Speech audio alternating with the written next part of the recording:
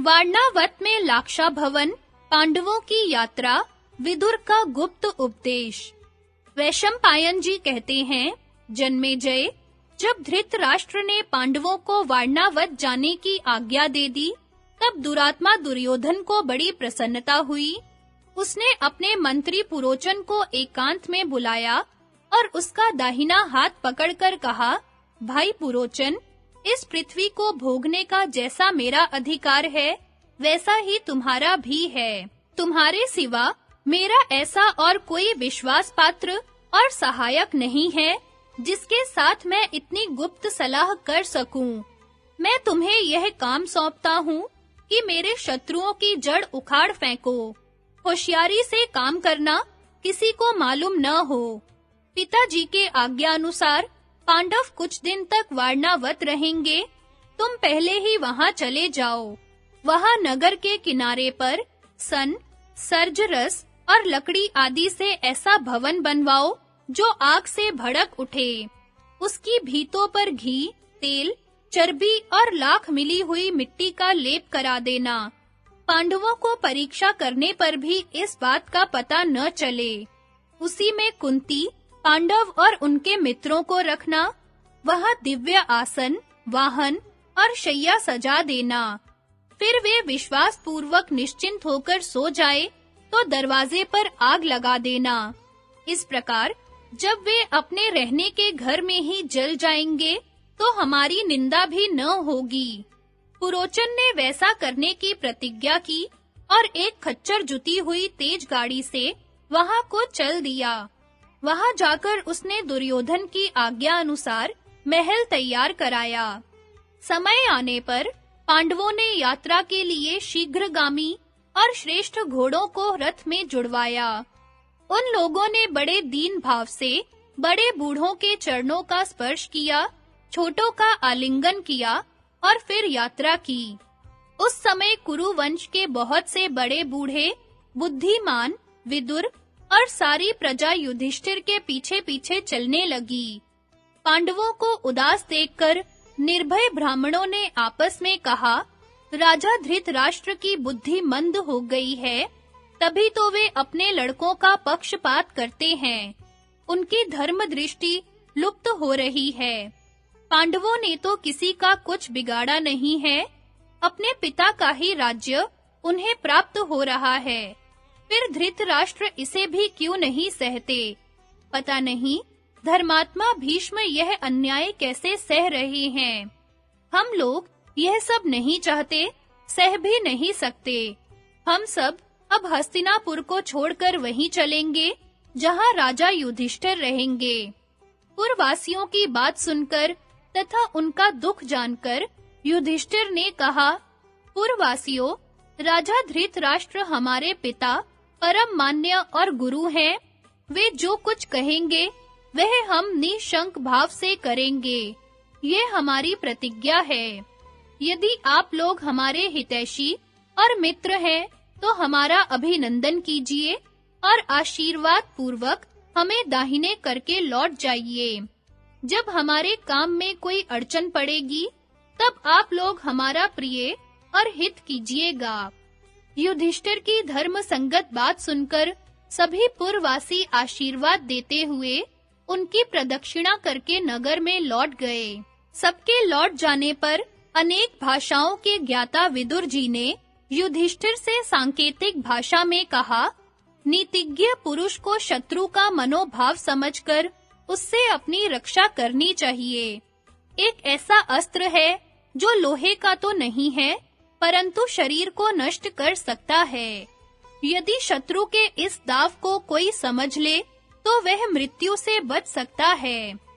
आग घास-फूस और सारे जंगल को जला डालती है, परंतु बिल में रहने वाले जीव उससे अपनी रक्षा कर लेते हैं। यही जीवित रहने का उपाय है। अंधे को रास्ता और दिशाओं का ज्ञान नहीं होता, बिना धैर्य के समझदारी नहीं आती। मेरी बात को भली भांति समझ लो। शत्रुओं के दिए हुए बिना लोहे के हथियार को जो स्वीकार करता है, वह स्याही के बिल में घुसकर आग से बच जाता है। घूमने फिरने से रास्ते का ज्ञान हो जाता है, नक्षत्रों से दिशा का पता लग जाता है। जिसकी पांचों इंद्रियां वश में हैं, शत्रु उसकी कुछ भी हानि नहीं कर सकते। विदुर का संकेत सुनकर युधिष्ठिर ने कहा, मैंने आपकी बात भली भांति समझ ली। विदुर हस्तिनापुर लौट आए। यह घटना फाल्गुन शुक्ल अष्टमी रोहिणी नक्षत्र की है। पांडवों का लाक्षागृह में रहना, सुरंग का खोदा जाना और आग लगाकर निकल भागना।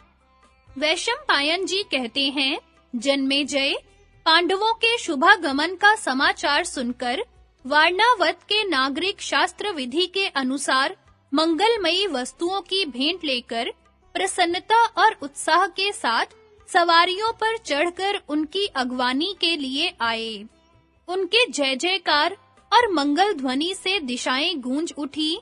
पुरवासियों के बीच में युधिष्ठिर ऐसे जान पड़ते थे मानो स्वयं देवराज इंद्र हों। स्वागत करने वालों का अभिनंदन करके माता कुंती के साथ पांडवों ने वारणावत नगर में प्रवेश किया। उन्होंने पहले वेद पाठी, कर्मकांडी ब्राह्मणों से मिलकर फिर क्रमशः नगर के अधिकारी, योद्धा, वैश्य और शूद्रों से भेंट की। पुरोचन ने उनके लिए नियत वास स्थान पर आदर के साथ उन्हें ठहराया और भोजन, पलंग, आसन आदि सामग्रियों से उन्हें संतुष्ट करने की चेष्टा की। पांडव लोग सुख पूर्वक वहां रहने लगे। पुरवासियों की भीड़ प्राय लगी ही रहती। 10 दिन बीत जाने पर पुरोचन ने पांडवों से उस सुंदर नाम वाले किंतु अमंगल भवन की चर्चा की।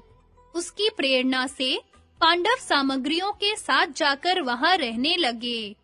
धर्मराज युधिष्ठिर ने उस घर को चारों ओर से देखकर भीमसेन से कहा, भाई भीम, देखते हो ना, इस घर का एक-एक कोना आग भड़काने वाली सामग्रियों से बना है। घी, लाख और चर्बी की मिश्रित गंध से यही प्रमाणित होता है। शत्रु के कारीगरों ने बड़ी चतुराई से सन, सर्जरस, मूंज, घास, बांस आदि को घी से तर करके इसका निर्माण किया है। निश्चय ही पुरोचन का विचार है कि जब हम लोग इसमें बेखटके रहने लगे, तब वह आग लगाकर इसे जला दे।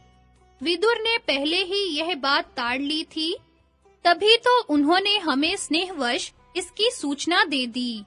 भीमसेन ने कहा, भाई जी, यदि ऐसी बात है तो हम लोग अपने ही स्थान पर क्यों ना लौट चलें?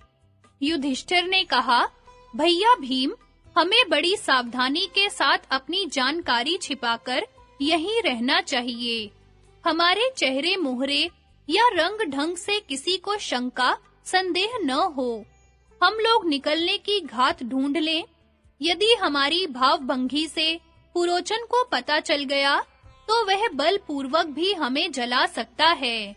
उसे लोक निंदा अथवा अधर्म की परवाह नहीं है। यदि हम मर ही गए, तो फिर पितामह भीष्म तथा दूसरे लोग कौरवों पर किस लिए रुष्ट होंगे या उन्हें रुष्ट करेंगे? उस समय का क्रोध भी तो व्यर्थ ही जाएगा। यदि हम डरकर यहाँ से भागेंगे, तो दुर्योधन अपने गुप्तचरों से पता लगाकर हमें मरवा डालेगा। इस समय वह अधिकारी है, उसके पास सहायक और खजाना है। हमारे पास तीनों ही बातें नहीं हैं। आओ हम लोग यहाँ रहकर वन में खूब घूमे फिरें, रास्तों का पता लगा रखें। सुरक्षित सुरंग बन जाने पर हम यहाँ से भाग निकलें और किसी को कानों कान इस बात की खबर न हो कि पांडव जीते बच गए हैं। भीमसेन ने बड़े भाई की बात मान ली। एक सुरंग खोदने वाला विदुर का बड़ा विश्वास पात्र था। उसने पांडवों के पास आकर कहा, मैं खुदाई के काम में बड़ा निपुण हूँ। विदुर की आज्ञा से आपके पास आया हूँ। आप मुझ पर विश्वास कीजिए। विदुर ने संकेत के तौर पर मुझे बतलाया है कि चलते समय मैंने युधिष्ठिर से मलेच्छ भाषा में कुछ कहा था और उन्होंने, मैंने आपकी बात भली भांति समझ ली, यह कहा था। पुरोचन जल्दी ही आग लगाने वाला है। मैं आपकी क्या सेवा करूं? युधिष्ठिर ने कहा, भैया, मैं तुम पर पूरा विश्वास करता हूँ। हमारे जैसे हित चिंतक विदुर हैं, वैसे ही तुम भी हो। हमें अपना ही समझो और जैसे वे हमारी रक्षा करते हैं, वैसे ही तुम भी करो। इस आग के भय से तुम हमें बचा लो। इस घर में चारों ओर ऊंची दीवारें हैं, एक ही दरवाजा है।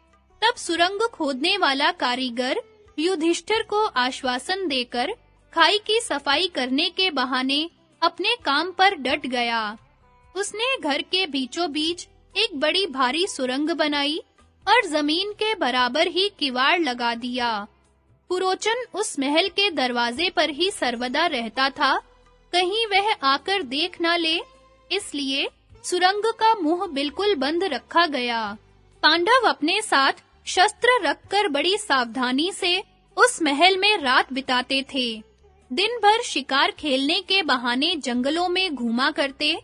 विश्वास न होने पर भी वे ऐसी ही चेष्टा करते, मानो पूरे विश्वासी हैं।